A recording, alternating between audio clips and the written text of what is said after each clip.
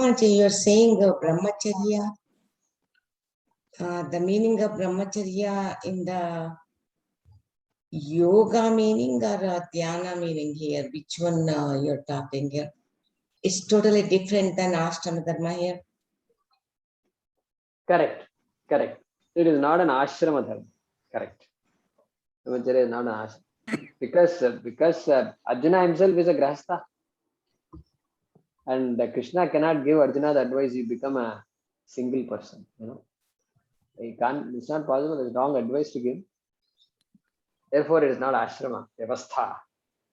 So it is one's practice and one's commitment that defines who a brahmachari is. Okay. So, what is the exact Sanskrit meaning here?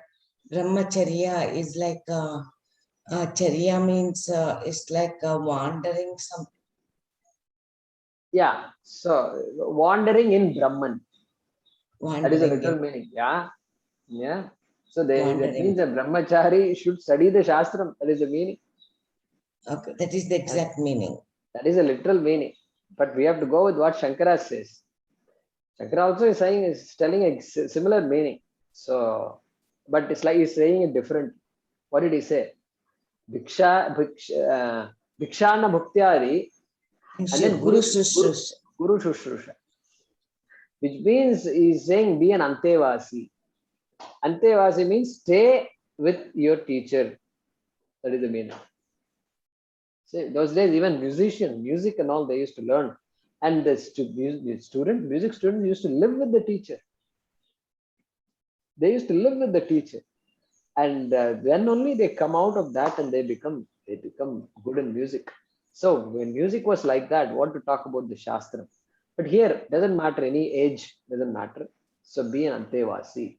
Means stay with the Shastram. These days, we can't use that example. We can't interpret Shankara's advice literally. And that's why Bhikshana Bhaktyadi, we can say Guru Shushrusha also through Zoom. Would add in brackets.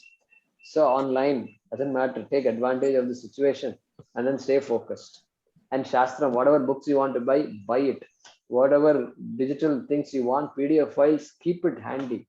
And buy a printer if you have to. And then just take the time. And then whatever seva you can do, keep doing seva.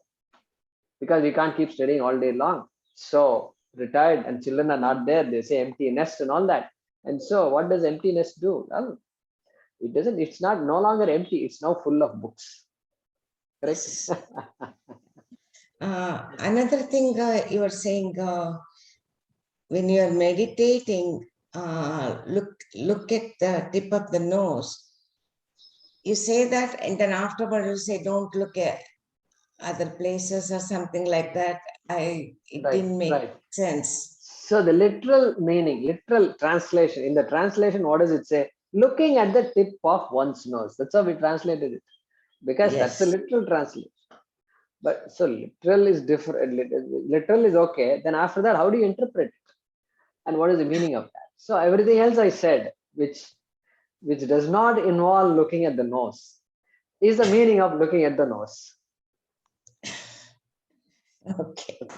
So it means you keep your eyes at a point where the eyeballs are all calmly settled down. And when the eyeballs settle down, they kind of droop downwards, don't they? Yes. You're not really looking at in the front. When you're doing meditation, you can look at the front. That also is okay. If that's comfortable, that is fine. But when you relax, the eyeballs also kind of drop like this. Is it not? Yes, Kind of drops. Okay, good. So let it drop. Allow it to drop. And then let it settle wherever it should settle. That is the meaning of Nasikagram. Because right below the eyes is the nose. That is the meaning. But don't take it literally, means don't focus, don't try to look at the tip of your nose, because now I'm looking at the tip of my nose. Okay, look at that. Now if you do that, your eyes will get spoiled. Yes. You'll get the headache. Yeah, exactly. You don't want to do that. Yeah. So that is the meaning of not taking it literally. Jai Kumarji, I have a question. when you're most difficult thing during the dhyanam is controlling the thoughts. Thought process keeps happening. To weed up completely and then completely concentrate on God. And that is one of the things. Some lectures I heard it. They say thoughts are like your heartbeat and respiration. You won't stop it when you're doing the dhyana. How can you stop the thoughts? Let it come and go, and then finally settle down with purely on dhyanam. That is when you're, especially when you're doing with the like a nama dhyanam, like a Vishnu, Rama or something. Concentrate. Don't try to weed off the thoughts. What is your thoughts about that? Yeah, so that's to a large extent what you said is correct, because you cannot weed out thoughts.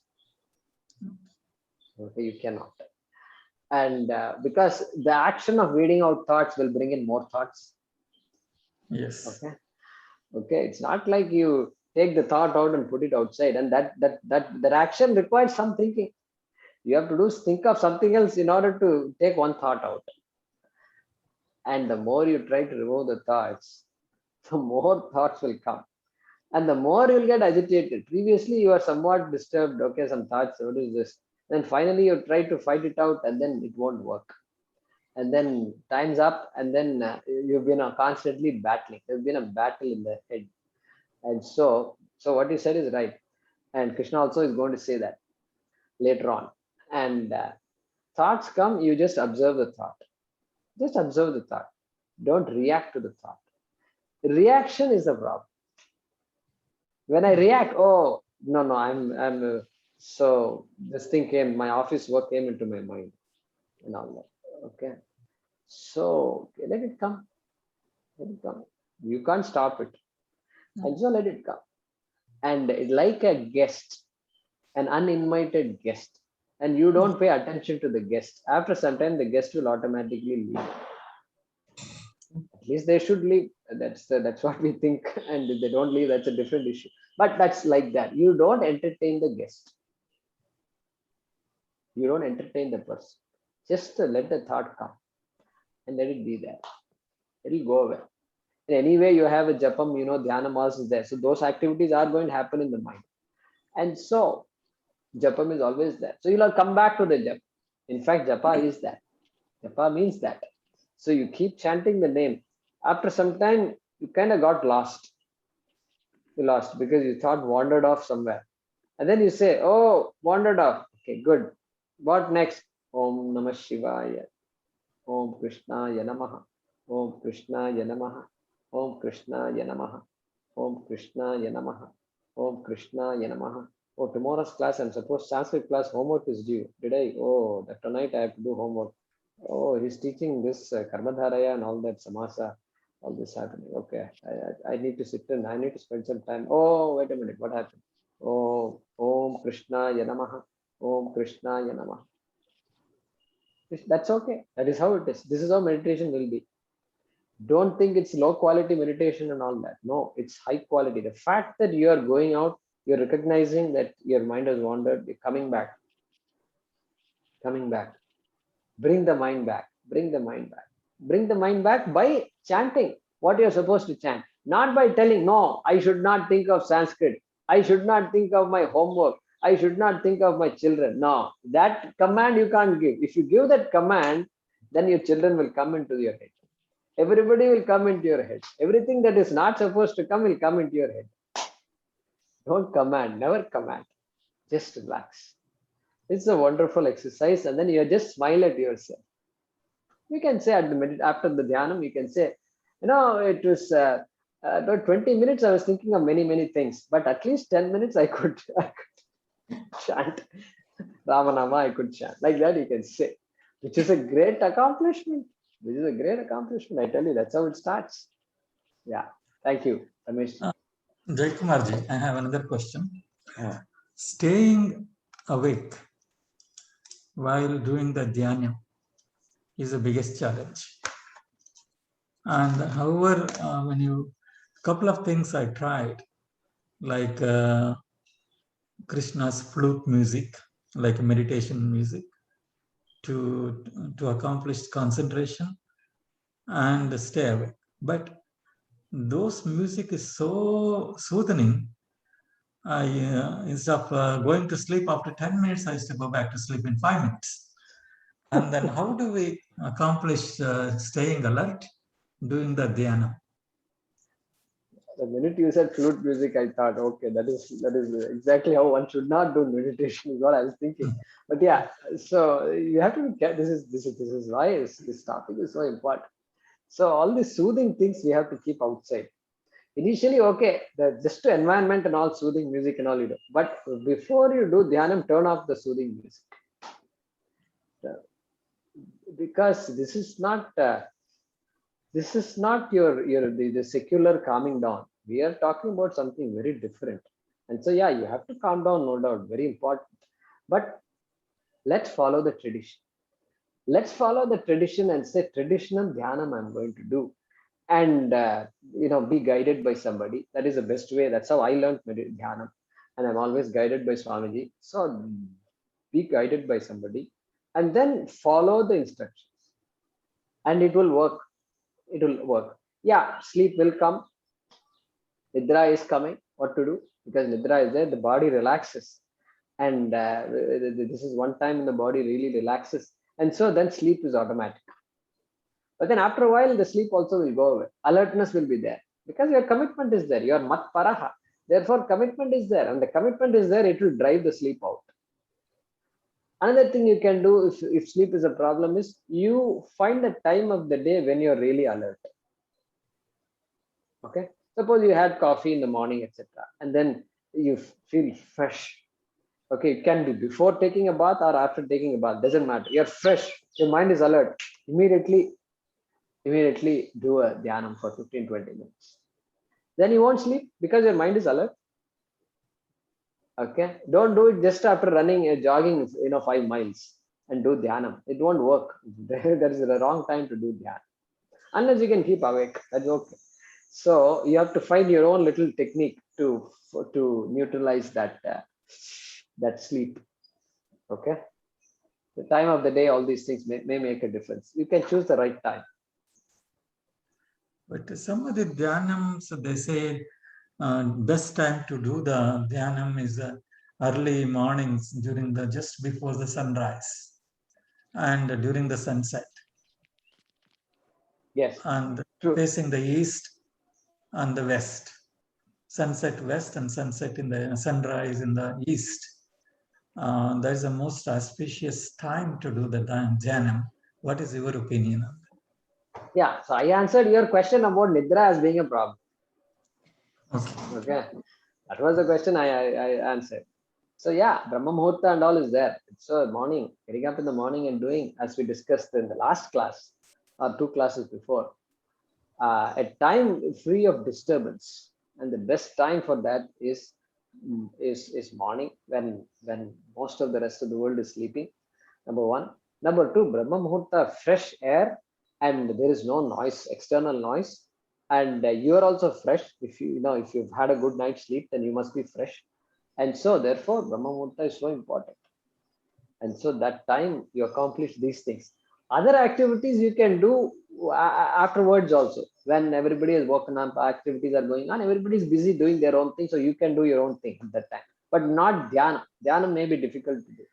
When things, morning time, especially in India, it's people come and go, and then maids are coming and going. All these things are there. At least in the US, it used to be different. So the door is always closed. Nobody opens the door. And you are your maid, you are the boss. Everything is you. And so you can decide when to do all these things. You can decide when to turn on the vacuum cleaner. But here, we don't decide. Somebody else decides all that. So yeah, you can be creative, and if you can do the Brahma Muhurta Dhyanam, it's perfect. It's real. And you can even stretch 15 minutes, 30 minutes, 45 minutes. And you finish the meditation, you're still fresh, and it's still only 5:30 or 6 in the morning. So, and you still have time to do other things. And so it's wonderful. Thank you, Jaykumarji. It was very nice. Yeah. Thank you. Any other questions? Okay. Good. So I see Reena there. Om Namo Bhagavate Vasudevaya Dhanvantaraye Amrita Kalashahastaya Sarvamaya Vinashanaya Trailokyanataya Shri Mahavishnave Namaha. Om Namo Bhagavate Vasudevaya Dhanvantaraye Amrita Kalashahastaya Sarvamaya Vinashanaya Trailokyanataya Shri Mahavishnave Namaha. Om Namo Bhagavate Vasudevaya Dhanvantaraye Amrita Kalashahastaya Sarvamaya Vinashanaya Trailokyanataya Shri Mahavishnave Namaha. Dhanyawadaha, Jaykumarji. Dhanyawada. ಧನ್ಯವಾದ ಗುರುಜಿ. ಧನ್ಯವಾದ ಗುರುಜಿ. Dhanyawada. ಧನ್ಯವಾದಗಳು. Dhanyawada. ಧನ್ಯವಾದ.